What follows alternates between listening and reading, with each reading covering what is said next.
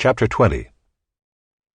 One day, as Jesus was teaching the people in the temple and preaching the gospel, the chief priests and the scribes with the elders came up and said to him, "Tell us by what authority you do these things, and who it is that gave you this authority."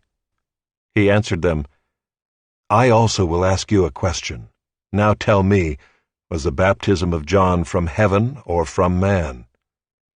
And they discussed it with one another, saying, "If we say from heaven, he will say, 'Why did you not believe him?' But if we say from man, all the people will stone us to death, for they are convinced that John was a prophet." So they answered that they did not know where it came from. And Jesus said to them, "Neither will I tell you by what authority I do these things." And he began to tell the people this parable. A man planted a vineyard and let it out to tenants, and went into another country for a long while. When the time came, he sent a servant to the tenants so that they would give him some of the fruit of the vineyard. But the tenants beat him and sent him away empty-handed, and he sent another servant. But they also beat and treated him shamefully and sent him away empty-handed. And he sent yet a third. This one also they wounded and cast out.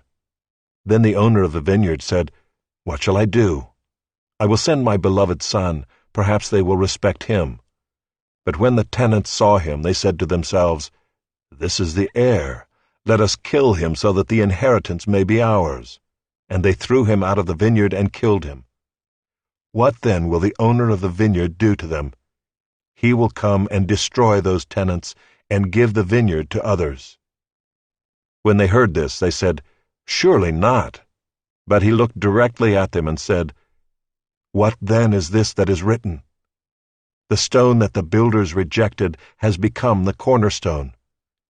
Everyone who falls on that stone will be broken to pieces, and when it falls on anyone, it will crush him."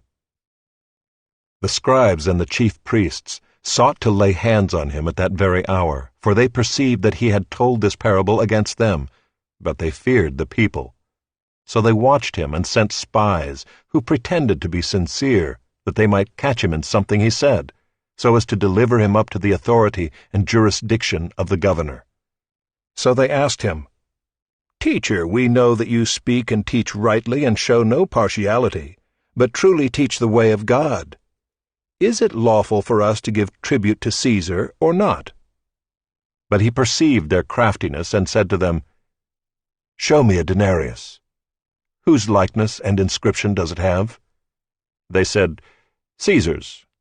He said to them, "Then render to Caesar the things that are Caesar's, and to God the things that are God's."